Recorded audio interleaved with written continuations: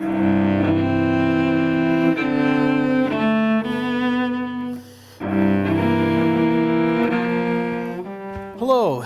and welcome to the 2020 Audition Prep Lecture. My name is Dr. Mark Chambers, and here at York University I teach cello lessons, conduct the orchestra, and teach various classes including a third-year conducting course and a first-year performance anxiety course. It's my pleasure today to share all sorts of ideas that are going to help you prepare for your first university auditions. Some of you may be in grade 12. So you've got auditions coming up in February, March, and April. Some of you may be in grade 11 or grade 10 even. Well, good for you, because you're going to be able to take some of these ideas that I'm presenting today and apply them to your practice and your performance between now and your eventual audition date. This is an exciting time, I know. You're preparing to go off to university. It's exciting for you. It's exciting for your parents. It's important that preparation be done very carefully and thoroughly so that you have the best possible experience. Great, so I'm speaking to you today from the Tribute Communities Recital Hall here on the Kiel campus of York University. This recital hall is in the Accolade East building, and the music department is also in the Accolade East building, and the music department is part of the School of the Arts, Media, Performance, and Design. There are 7 departments in this school. And these are very, very active spaces. This particular space features performances by the Wind Symphony, the University Orchestra, numerous large choirs, including the Gospel Choir, Concert Choir, university singers, chamber music recitals, faculty recitals. I could go on and on. We have so many world music ensembles. There are over 80 ensembles here at York University in the music department. So this is one of my favorite spaces on campus, the Tribute Communities Recital Hall. I've played here as a soloist, as a chamber musician, conducted the orchestra, and of course, given this lecture annually. It's also important to acknowledge the larger space that this university is found on. York University acknowledges its presence on the traditional territory of many indigenous nations. The area known as Takaranto has been caretaken by the Anishinaabe Nation, the Haudenosaunee Confederacy, and the Huron-Wendat. It is now home to many First Nation, Inuit, and Métis communities. We acknowledge the current treaty holders, the Mississaugas of the Credit First Nation. This territory is subject of the Dish with One Spoon Wampum Belt Covenant, an agreement to peaceably share and care for the Great Lakes region. So, traditionally, in other years, this presentation would be given here to anywhere between 100 and 150 young students and their parents, with lots of questions and answers, which I will be able to field by giving you my email address at the end of the lecture. But obviously, due to social distancing requirements, that isn't possible. And as I was driving in today, I was thinking, okay, Mark, you're going to be pontificating for 30 minutes or so about how to perform, how to prepare. It would not be fair for me to just talk about making music in public without playing something for you. So let me just very quickly play a short movement of unaccompanied Bach. This is the Sarabande from Johann Sebastian Bach's Third Suite in C major, BWV 1009. And for the sake of brevity, I'll play it without repeats.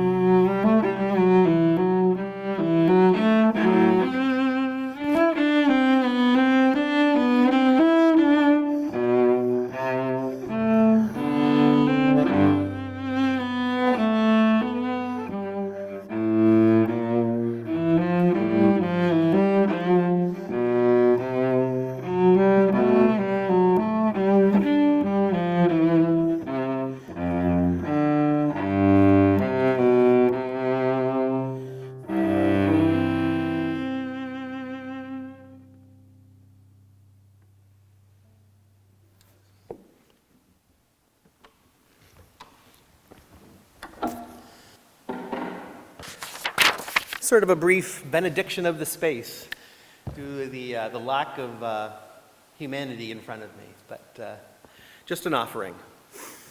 So, even before we get to the main part of my lecture, which is discussing strategies and performance techniques and sort of the psychological elements that we can incorporate in your preparation, I want you to think for a second about where you sit today as a performer and as a musician. You might think that, sure, you're in grade 12 and maybe you're not first trumpet in the band, or maybe you're not the soprano soloist in the choir, but that is all irrelevant. It is completely irrelevant because we are all at a certain point in our development as musicians and artists. I actually don't believe there's such a thing as a good musician and a bad musician. There's just musicians with more experience and less experience. And so today is the day that you start to become an even more experienced performer.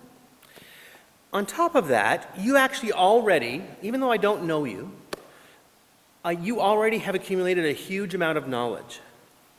Think about the following. Since perhaps grade 3 or 4 or 5, you've been in music classes in elementary school. And then you went on to junior high and high school, and you continued those music classes. This was part of your knowledge base. In the school ensemble setting, you performed, whether it's perhaps right at the winter break or in the spring. This was all experience. Don't forget about what's happened in the past. Perhaps you're taking private lessons on your instrument. Maybe even more than one instrument. Maybe guitar and violin. This is part of your knowledge base. When you were playing in ensembles at school, you probably got thrown on buses and you went off to the Kiwanis Festival and various other music festivals to participate.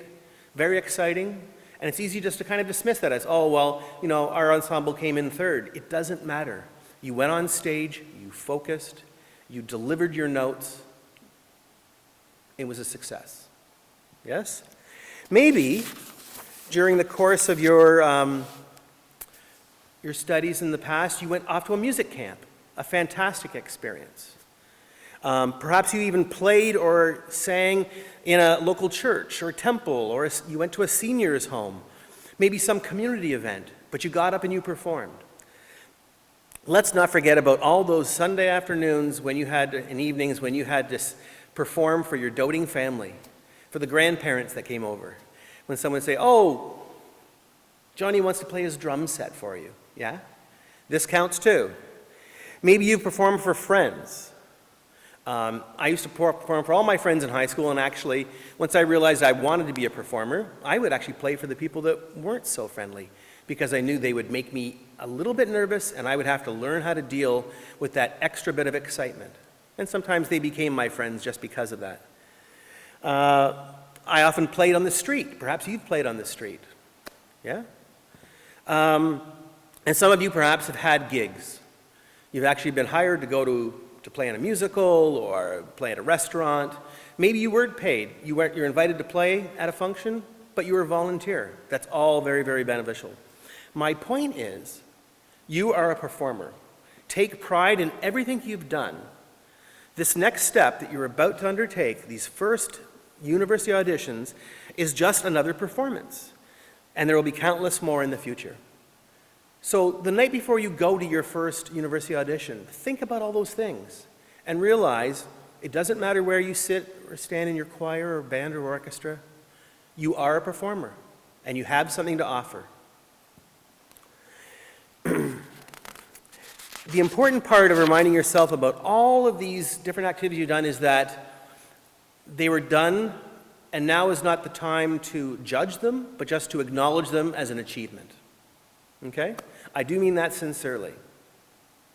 It's amazing how often even not coming in first in some kind of competition can actually be more beneficial, because we often learn from where we maybe perhaps lost our concentration, etc.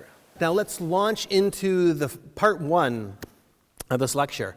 And we have to embrace a truth about university auditions. They're a very special kind of event, a university audition. And I'll say it plainly. Auditions aren't fun. This is not the same as any other performance you've ever done. And if we just go through all the reasons why it's not going to be fun, and we're aware of those things before they happen, then it's not such a shock, okay? These were shocking events for me when I did my first auditions, and I auditioned for 3 universities, and it was shocking the different approaches that were taken at each school. So first of all, at a university audition, there is not an applauding audience. There's no sort of instant validation of your performance. Typically, in a university audition, the professor is listening to you. There could be 1, 2, maybe 3 professors listening to you. That's it. And so it feels very weird. You won't have had an experience like that before. But think about that. You're going to walk into some kind of space, and there's going to be 2, hopefully smiling individuals welcoming you into the room. But that's going to be it. And very rarely, incredibly rarely, do people applaud at the end of an audition. So the second point is that you've prepared a certain number of pieces. For example, at York University, you have to play 2 contrasting pieces. But due to time, or because the jurors are such experts at evaluating your skill level, you may get interrupted during the performance. And that's a little shocking. You shouldn't take that personally. This is just what happens. They may have already decided, oh, wow, she's fantastic. Let's give her a scholarship. We need this student here. Let's go on to the next piece she has listed. Obviously, that's not fun to have a piece interrupted, but this is not a performance in the traditional sense. This is a university audition. Another possibility during the audition is that a piece that you wanted to play, it maybe has 2 or 3 parts to it, will get interrupted. And so the piece itself will be incomplete, even though you and the jury knows that the composer really conceives of this piece, maybe this 3-movement sonata, as a complete work, a unified work. That's very typical of classical and romantic pieces.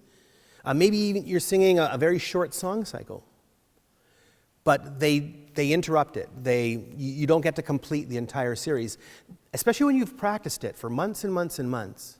That's a bit shocking, okay? So get that in your mind. This could happen, yeah?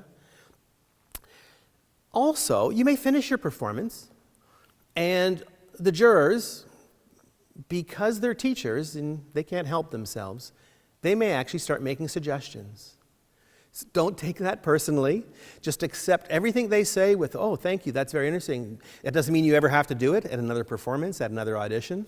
Maybe share the concepts with your teacher. But teachers at universities really like to share. And the professor also might be wanting to show you what they would develop in you as a performer. But don't be surprised when all of a sudden they say, yeah, your tempo was a little slow. Could you try that again a little faster? Don't take it personally. It doesn't mean that they're not going to accept you. It just means they want to try something different with you and see how quickly you can respond. Good. Another very peculiar thing, and this is true especially when you go to 2, 3, or even 4 different locations to audition, is that the performance venue you end up in is going to be very different than what you expect. You could be performing in some kind of irregular space, like a classroom, or maybe the professor's studio. It's very unlikely that you won't be on a beautiful stage like this, just because space is at a premium when those auditions are going on. I mean, we'll hear, like 500, 550 individual auditions during the course of the February, March, and April time period. So not everyone can perform on this gorgeous stage. Often we do have a grand piano on stage for pianists because that's different. That instrument kind of requires one of our best instruments. But you're going to have to perform in a space you're not familiar with. And all I can recommend is when you walk into that space and the niceties have gotten over, you said hello and you've told the jury that, the drive was wonderful, and it could be a blizzard outside. You say, it was perfect, You're going to be the height of optimism when you show up at your audition, even if you got a flat tire. You're going to get set up quickly, and I would if I was an instrumentalist, I would immediately say, oh, do you mind if I just warm up my axe? Do you mind if I warm up my fingers? And by playing just a little bit, you can get used to the acoustic of the space. You can hear your instrument. And that's going to help you feel settled when you play that first note of your Bach saraband or whatever you're playing. If you're a singer, you might ask something like, do you mind if I do just a short little vocal warm-up? And whip through that quickly. And again, you're doing it under the pretense of warming up your instrument, your voice, but you're actually checking out this space, this irregular space. When I auditioned at the University of Western Ontario, it was in the cello instructor's studio, and he had a soloist's performing stage in his office. It's typically a stage that's about this deep, and it's quite wide, as if he was going to be playing a concerto with an orchestra. And he made me sit on that stand. It was the weirdest experience that I'd ever had. I think that threw me off more than the sight reading did, which I actually knew at the time. So, like I said, anything can happen in these very irregular performance spaces. Another reason why this isn't always the most fun activity. Okay, so then you're going to show up at your audition place early, and you're going to be hopefully assigned quickly into a practice room, and you're going to start hearing all sorts of people, other students, playing, warming up for their auditions. These are your peers. It's important. That is very unusual. I mean, that doesn't happen at school. It just doesn't.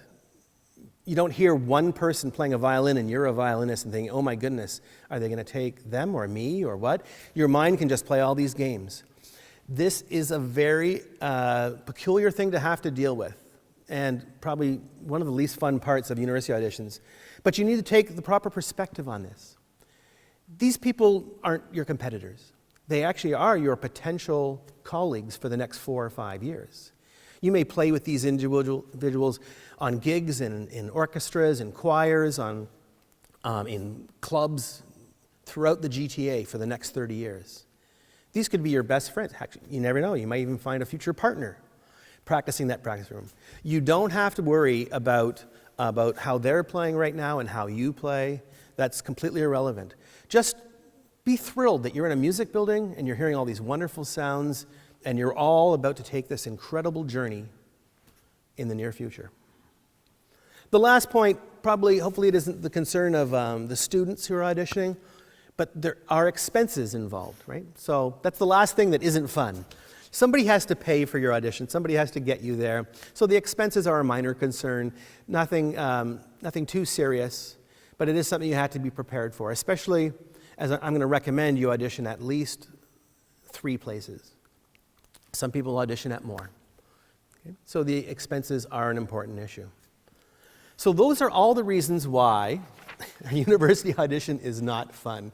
And I don't mean to be negative. I think it's just important to keep those things in mind so nothing throws you off. You'll get in there and you'll be put in a room, in a classroom that looks kind of small, and you're going to think, yeah, Chambers was right. This is peculiar. That's okay. I'll do it. I'm ready to play. Now we can get down to the strategies. This is what you really want to know the most about. Number 1, select the appropriate audition sites for you. So this requires you do some research. Go online. Look at the program of every university that you're considering auditioning at. Is it a Bachelor of Music and Education degree, Bachelor of Music and Performance? Or is it a Bachelor of Fine Arts degree like here at York University? Those are 2 very different programs, and you need to know the benefits of each. I'll briefly tell you about the York program at the end. So, and I said audition sites, and I do mean that the plural. You want to audition at 2, 3, or even 4 universities if possible. If for no other reason than because if you only audition at 1 school, you put a great deal of pressure on yourself. You think, oh my goodness, if I blow this today, if I'm really nervous. You're going to think that you've wasted an entire year and you can't audition until the next round of auditions 12 months away. So it's great to have 2 or 3 or even 4 places to audition at. It means extra prep time, extra traveling, a little more expense. But guess what? You're going to come out of this a more experienced musician. And there's nothing wrong with that. Point 2, you need to choose your audition material wisely. And what I mean by that is, you want to play those pieces that you know very, very well, that really do represent your musical and technical skill level. And you're going to be able to deliver them effectively. The jury is not going to be impressed if you're a pianist and you decide that university auditions require a Rachmaninoff second piano concerto, but you're not quite there yet. I mean, you play well, but you don't have that piece mastered. They don't want to hear you, struggle with it. That doesn't help them make their decision about your potential. Play that piece, those pieces that you really can express yourself, that you really will be comfortable performing. Yeah? That's what I mean by choosing your audition pieces wisely. You'll do that in conjunction with your teacher. You'll do that in conjunction with anyone who's ever heard you play. You might play for your parents and say, well, which one do you think makes a better impression? It's not about, I love the piece. It's how well do you perform it. So sometimes you have to play a piece that you've done quite a few times, but you play it brilliantly. That's what we want to see. The third point is practicing and planning. Obviously, you need to practice. This is understood. You must dig in. And it is impossible to cram for a performance. I did cram for an English exam in high school once. I ended up getting an A, but it was the scariest 3 hours of my life because I had only crammed for about 5 hours before that. You can't do that in music. There is too much muscle memory. There's too many details to really grapple with, to shape. Whether it's phrasing, fingering, knowing your text, if you're singing in a foreign language, knowing your pronunciation. If you're a jazz musician and you're going from a blues to a bebop tune, whatever, you've got to have your styles. You've got to be able to make those changes very quickly, and that takes practice. We also want to plan our practice preparation so that we peak essentially for that first audition. You don't want to peak 2 months before. You want to know, okay, I've got this piece and it's going to be ready for February 15th if I do this A, B, C, D, and present on February 15th. Okay? Planning to peak at your third audition is not a good plan. Okay? While you're doing all these preparations, especially in the last 2 weeks before your audition, this may sound very silly, but you want to perform with your concert outfit on. You want to wear the shirt, the shoes, the jacket. More than once I've heard vocalists say, oh, I shouldn't have worn these heels. I thought I was going to fall off my heels. And only because they didn't try them when they were having to sing their arias. It's the same for instrumentalists. I did practice wearing this jacket. It's been a while since I've worn this jacket, and I wanted to make sure that I felt very, very comfortable. Make sense? I know it sounds silly, but it's part of the process. It's part of the preparation, is knowing, okay, in 2 weeks I'm going to this audition, I'm wearing these clothes, and I'm going to have a great time. One way to sort of experience an audition and to create some nervous energy is to record yourself, even with your phone, or maybe someone else in your family can pull out some kind of recording device. As soon as they say action, as the gentleman here just did for me, I felt slightly different. And that's a wonderful experience because you're doing it in the safety of your home, but you're going to learn how to deal with this new excitement. I won't even call it nerves. It's just excitement, anticipation, because you know that somehow this is being recorded and it's permanent. You're going to be able to learn from this record, but the process itself is so good in preparing for your university audition. So, now I really want to stress some concepts that will help you feel as comfortable as possible when you do your university auditions. And I'm doing this for you. I wish someone had been able to help me. I was terrified when I did my first 3 university auditions way back in 1980. Oh my goodness. It was just surprising. It's amazing I didn't drop my bow. I actually left one audition and I couldn't even remember what I did in the audition. My accompanist said it went well, but I was so nervous. But here's an important concept, and it involves the practice space that you work in at home. You got to admit, when you practice at home, you're not nervous, right? You're in your pajamas, you're in your slippers, you've got a cup of tea there, you're relaxing, but you're playing, and you're not nervous. This is the same feeling we want to take with us to our audition. Okay, and this is very possible. I know because I've taught this to students and they said, I did it. So, there's a Greek term. The Greek term is temenos, T-E-M-E-N-O-S, temenos. And it means sacred place. Now, what the Greeks were referring to when they said temenos was, they were talking about this space where the artist is complete, any kind of artist. In their temenos, they are productive, they're complete, they're creative. And this is a place that actually exists. For you, it may be your bedroom, it may be your living room, it may be the basement. It's that place where you do your calm, contemplative, methodical practice, the place that you truly grow as a musician and an artist.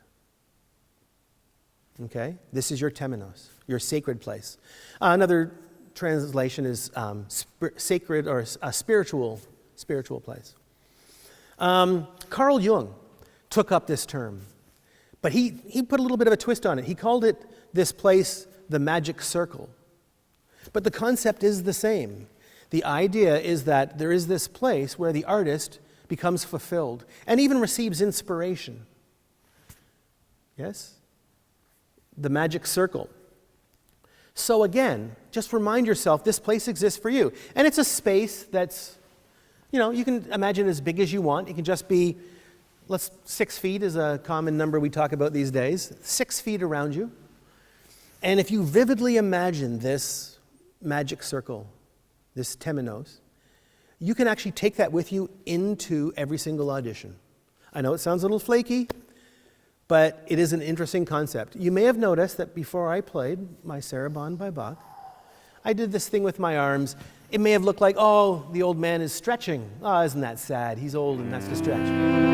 I was imagining my practice space at my home for one split second, and my shoulders dropped, I took a deep breath, and then I began to play for you.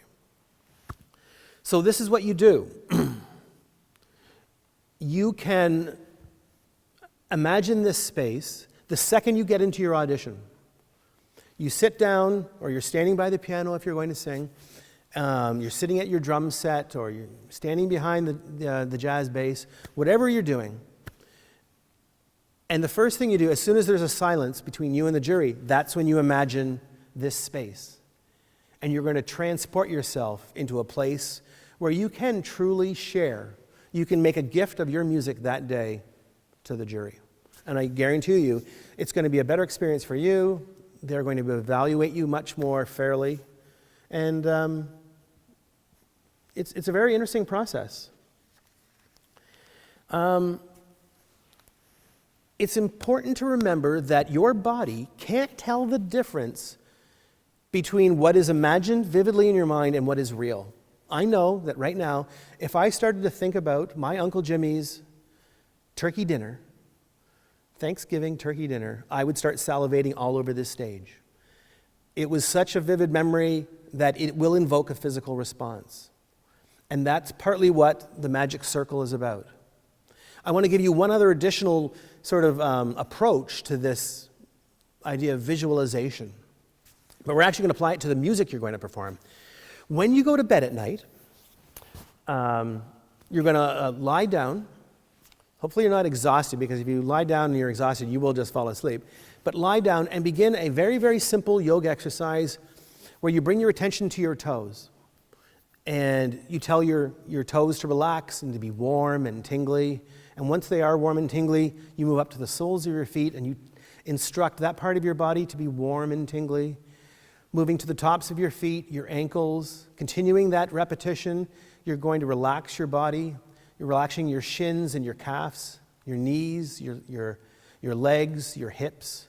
You're going to do this process all the way till you get to the top of your head.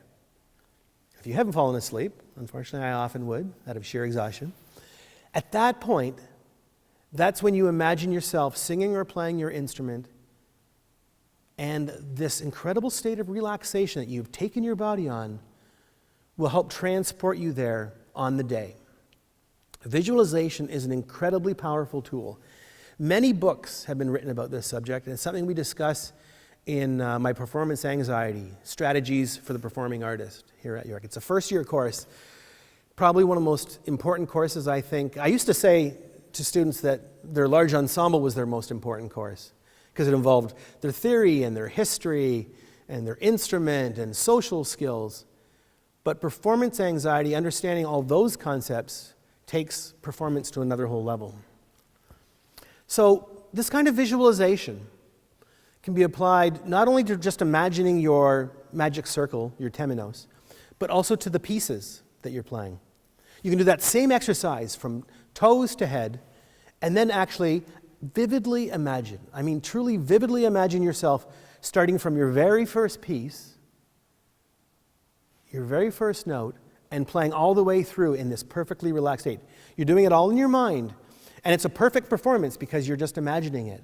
If you even have a memory slip, just start over again. If you start to feel tense, start over again. This is a practice, and the more repetitions you can do, the better. Visualization is a skill technique that many athletes use, whether they're high diving athletes or golfers practicing their swings. I have had two nephews, I still have them, two wonderful nephews, but when they were younger, they competed internationally as synchronized trampoline, I don't know what you call them, jumpers. And they were twins, so it was really fantastic when they were truly synchronized. But the amazing thing was we'd be at a family party in someone's backyard, and the two of them would be standing beside each other, and they'd be doing this. And I finally walked up and said, Thomas, Monroe, what are you guys doing? And they said, oh, we're going through our routine. And I said, you've been doing that for 15 minutes? And they said, yeah. We just did it 15 times because that was how they could practice their routine without actually having to be on a trampoline. And they were hugely successful. I'm sure they went on those trampolines when they were in Spain or England, and they knew that they had practiced as much as they could and as well as they could, and all they could do now was do their best. In this, we're still preparing for the audition itself. When you identify the schools that you want to go to, it would be wonderful if you could take a private lesson with the chief instructor, this chief professor that you would like to study with at that school. Now, we have to keep in mind that they may not be available for a private lesson, although nowadays with so many Zoom lessons going on, it's very possible. Keep in mind they may want to charge you their traditional lesson fee, and those lesson fee can vary from $0 up to maybe even $150, depending on the artist. But the idea here is that if you go and play for this professor, before you do your official audition, they've heard you play, they can make suggestions, you can go home and apply those suggestions if you agree with them, and then when they hear you the next time, what happens is they say, my goodness, what a teachable spirit. That person really listens. I'm impressed. I'm going to accept them. That's part one of this, approaching a teacher at another school. Part two is that, guess what? You're auditioning them. You're trying to figure out, do I like the way this person teaches? Do I like the way he talks to me? The tone he talks to me at? What is this guy's personality? He's got gray hair. How peculiar is this guy? It's not a bad thing to do. It's a two-way learning process.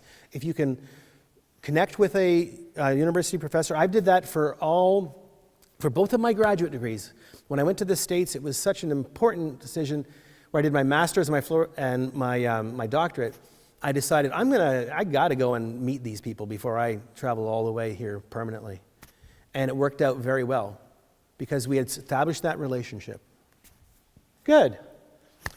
Okay, now, those are lots of ideas there. Hopefully you can apply some of them. So now let's talk about you're actually playing. You're actually singing, finally. Chambers is getting to the point. The number one thing I look for when a young person plays for me is, or sings, is do they perform with passion? Now that doesn't mean it has to be fast and loud. That's not what passion means. Something can be soft, slow, and intense, but still can be incredibly passionate. Listen to the slow movement of Mahler's Fifth Symphony, the Adagietto. Slow, beautiful, and very passionate. By playing passionately, you indirectly minimize the amount of stress that you're throwing your body into, okay? You're taking yourself away from all those scary thoughts like, oh, big shift coming up. Oh, how is that word pronounced? You're just thinking about the passion of the music, the phrase of the music. The interesting thing is that the jury can't tell how you feel on the inside. You don't really know what I'm feeling like inside right now. I could be bored, I could be a little excited, I could be hungry. Anything could be going on inside, but you can't tell. And it's the same when you perform. So don't worry about what you're even thinking. If it doesn't project itself in a bouncy bow or disruption of your airflow, if you're a wind player, it doesn't matter.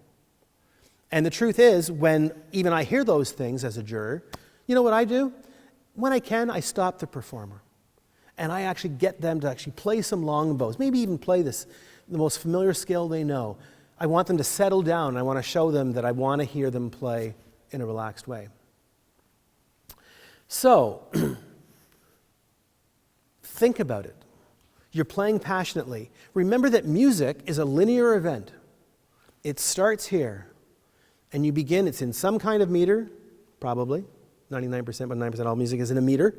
And it goes here, and here, and here, and here.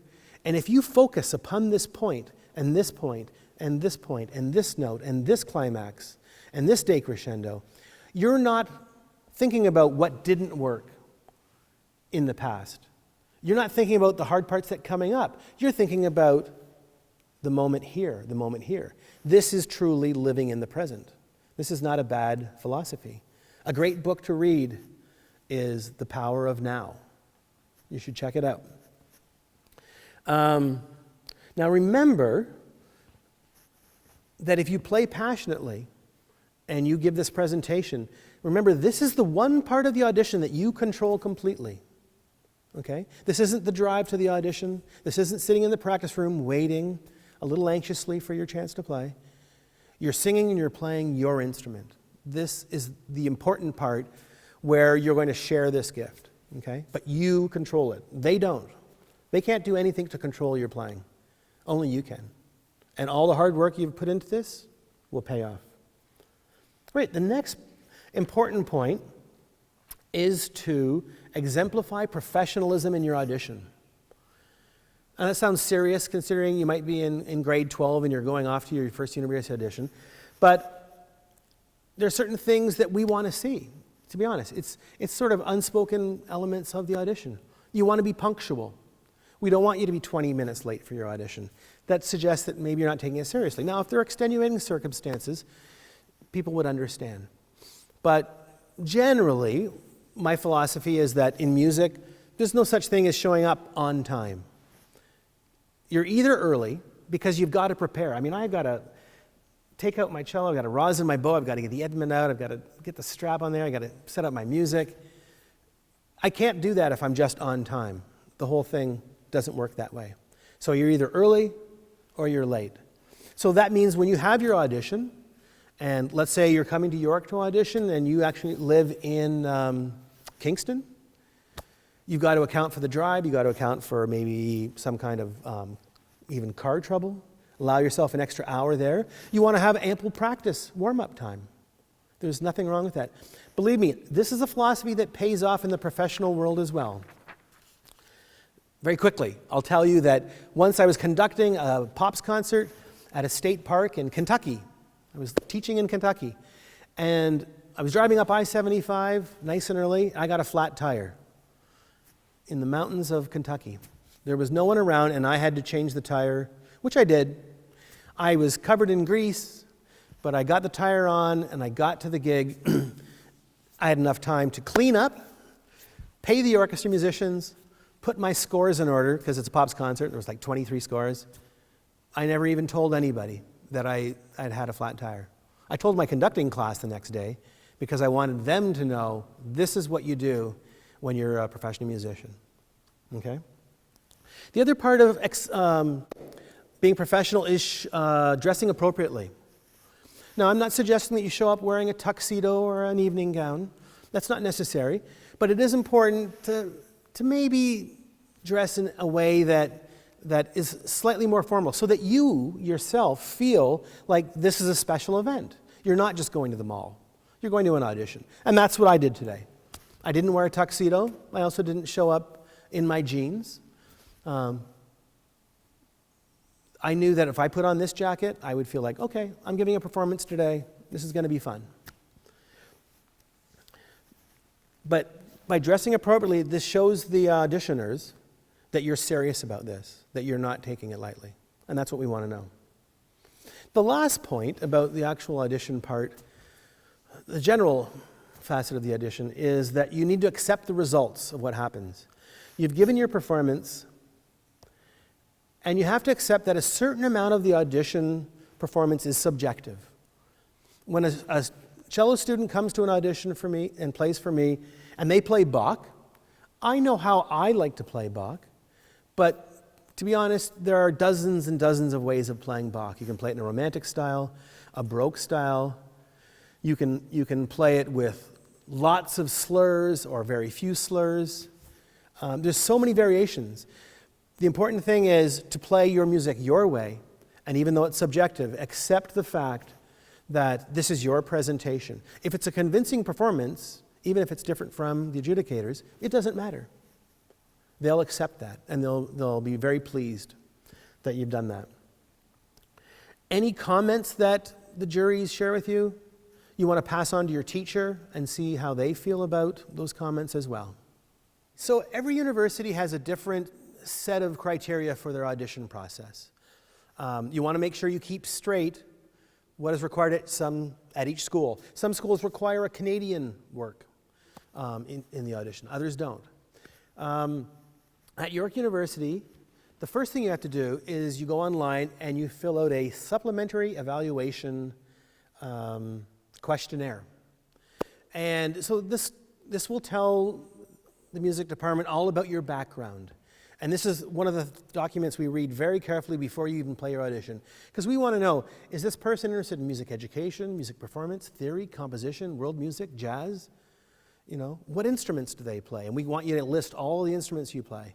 What ensembles have you been in? Were you first chair? Have you won any concerto competitions? Have you played in any youth orchestras? There are lots of information you want to share with us so that we can get a really good idea of your experience. That all takes place on that questionnaire. At York, we require the auditioners to play 2 contrasting pieces. That doesn't sound like a lot, but I guarantee you, after 40 years actually 25 years of university auditions, it doesn't take me long to assess a young player's abilities. And so in these 2 pieces, we want contrast. Perhaps contrast for you means something very fast, something slow, maybe something Baroque and something romantic, or classical and modern. Yeah? If you're a jazz musician, maybe you're going to play a ballad and you're going to play a blues. There's lots of different possibilities. If you're a singer, it's fantastic, but not required, that you perform in a second language, English and French or German or Italian, something like that. All a great way to create contrast in your audition. And that shows the depth of your abilities, yeah? These 2 contrasting pieces.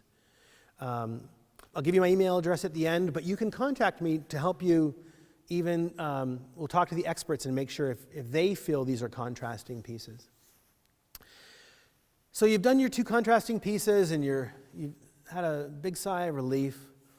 Unfortunately, the sigh is going to be short-lived because now we're going to make you sight read. probably the least fun part of any audition, because we're going to drop a piece of music or more than one piece of music in front of you for you to read at sight. And here, we typically have 3 musical examples, and we start with what we would just consider to be the simplest.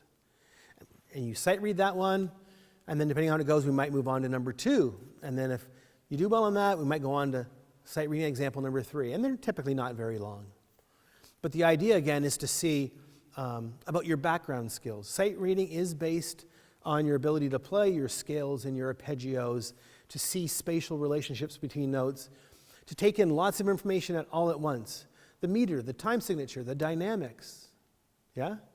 Guess what? You can practice sight reading every day at home. You can pick up any piece of music, and you don't get to say, oh, I play the cello and it's violin music. Pretend that clef is a bass clef, or even try and play it in treble clef.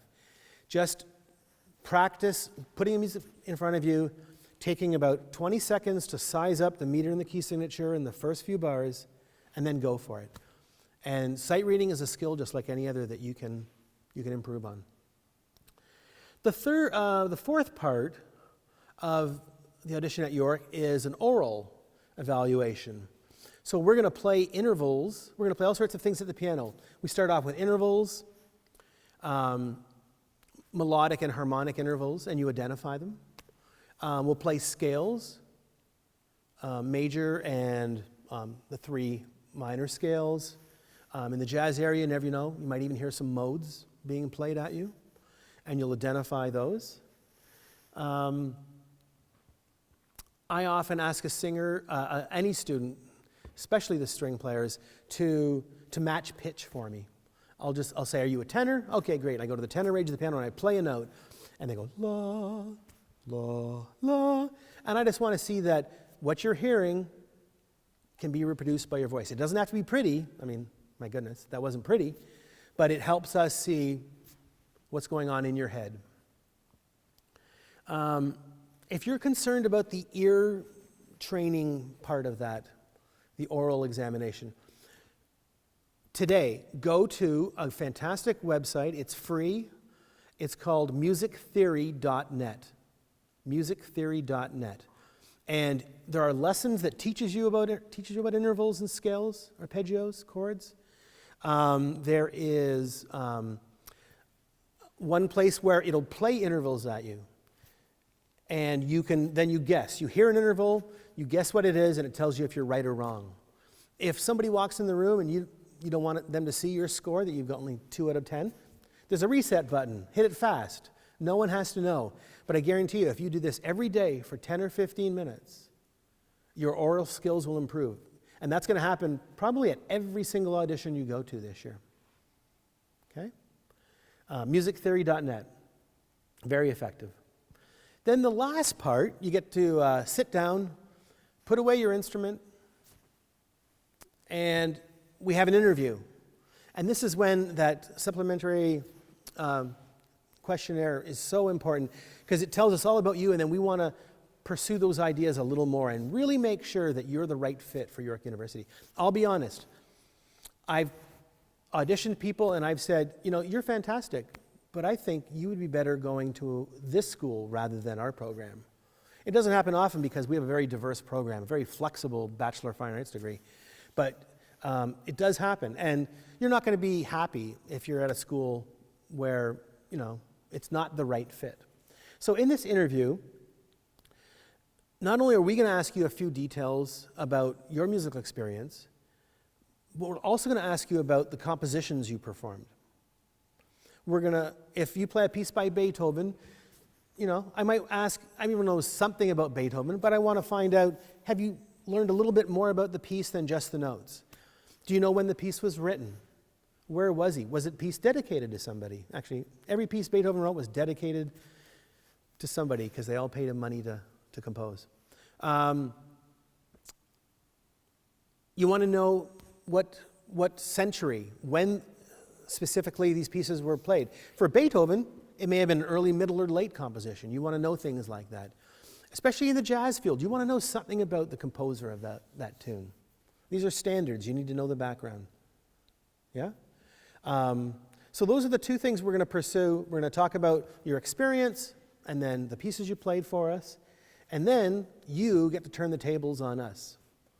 This is when you get to ask us questions about York University. Things that maybe weren't clear on the website. Or maybe even the students at the sign-in desk weren't able to help you with. We have a great crew of students who help out, Music Students Association.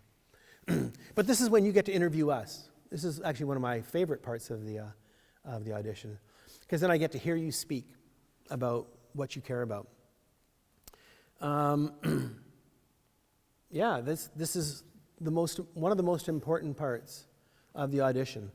One of my favorite questions, especially if it's a cellist, I like to hear is, what could I have done today when I played that would have improved my performance? Just one thing. And that's a fantastic question to ask somebody who could be your potential teacher for the next 4 years. And even if it's not a cellist, if it's a violinist, clarinet player, I often do the classical area wind auditions as well with my colleagues. I can usually make a suggestion that is relevant and will help you perhaps at the next audition. Great. So after the interview, and that whole process will take between 20 and 30 minutes, the actual on-site audition, you'll go to a room and you'll do a written theory examination. It's more of an evaluation than an examination. It's not like if you fail this theory test, you're not going to get to come to York University. We need to just know what you know. And that way we can place you in the appropriate theory class in first year. So people who need more experience will go in one classroom, and then people who have a fair bit of experience will be in another classroom. Yeah, and that's what the written theory. And some people will say, well, I've already got a grade from the Royal Conservatory and in the rudiments, or whatever they're calling the theory test these days. We actually have a special theory test that accommodates jazz musicians, because that's a different kind of theoretical language. So there's a mix of questions on that test, because we need to evaluate everybody. So don't worry about those questions. You won't worry about those. You'll just answer the questions you can. Great. So that completely summarizes the live audition at York University. Great. So that summarizes a lot of ideas that you can apply as you prepare for your university auditions. And I want to give you a little insight as to the specific program we have at York University. I love it. I think it's amazing. I actually wish when I was an undergraduate I had attended a program like this, because it is inherently different than virtually all of the other music programs in the province of Ontario. This is a Bachelor of Fine Arts in Music degree. And you'll notice in that title, there's no mention of performance, composition, theory, musicology, because there's a great deal of flexibility within the Bachelor of Fine Arts degree in music. We have all the same core courses as all the other schools, at U of T, Western, Queen's, you name it. Same theory, same history, same musicianship courses. We all agree that these are important skills and you're going to learn them when you do your undergraduate degree. The question is, for example, I did a Bachelor of Music and Performance degree. And so I took lessons, I played in the orchestra, I did chamber music. Eventually I played in the opera orchestra. And I was only allowed to do one arts and science course outside of my major. Now, outside of our core courses, you can really craft your degree to any of your interests. Let's be honest. You might come in as a pianist, but you may think, I've always wanted to try composition. But if you came in as a performance major on piano, Bachelor of Music and Performance, you wouldn't be allowed to necessarily take composition at other schools. But you can at York University. We have 4 years of undergraduate composition, which is an incredible opportunity for you to investigate an area that maybe you've already started composing, but now you'd like some more training. We have all sorts of classes in digital media to learn how to synchronize music with film. It's a very special thing. That's obviously not part of your average curriculum. I have a violinist in my orchestra. She's a first violinist So she obviously plays classical violin, but she's also taking jazz violin lessons with Matt Brubeck, a fantastic jazz cellist, and she's playing violin in the Celtic ensemble. She's playing fiddle. So that's another example. She's a first-year student, and she's completely embracing all of the potentials of this Bachelor of Fine Arts degree. I think it's incredible, just to have those opportunities right from the beginning. We've had some students who've auditioned on classical trumpet, and then they decided to audition for the jazz area in their second year, and they ended up in a jazz workshop. That's what we call the small ensembles, the jazz workshops. We even had a bass player who is in the jazz area, acoustic bass player, but to develop his bow technique, he decided to take classical bass lessons. He ended up just blossoming as a classical bassist. He ended up going to the Mannes School of Music in New York with a full scholarship on classical bass. And he probably does a few jazz gigs while he's in New York City as well. But my point is that the Bachelor of Fine Arts degree offers you a great deal of flexibility. And I'm not suggesting that those other schools don't have the program for you. I sincerely mean this. Maybe you want to be at a school that's Bachelor of Music and Performance. I want to practice 4 or 5 hours a day. I just want to perform primarily after I leave my core courses. That's great. That's brilliant if that's what you want to do. But if there's other areas of your music education that you want to explore, then perhaps a Bachelor of Fine Arts degree in music, like we have here at York University, would be a great place for you. And so you might want to look at our website and look at the curriculum, and you'll notice that I think we have 24 full-time faculty, and there are another 80 part-time faculty who teach in this department. So we are drawing on the experts throughout the GTA to teach classical, world, and jazz music. Great. If you have any questions about anything I've said today, please feel free to email me. My email address is, my name is Mark Chambers, but my email address is chamber, CHAMBER, and the number 1, at yorku.ca. If you have a question about maybe your jazz audition or your vocal audition, let me know, and I'll connect you with the expert on our staff who can answer those questions if I can't. Okay? The important thing right now for you to do in this incredible process, I know this is an exciting time for both you and your parents as you prepare for the 2021 academic year, is to gather as much information and to make your plans and practice very, very carefully. This is going to be an incredible journey, and hopefully I get to meet some of you in person. And if I do, please let me know if you saw this video and if it helped you in any way. Great. Thank you very much.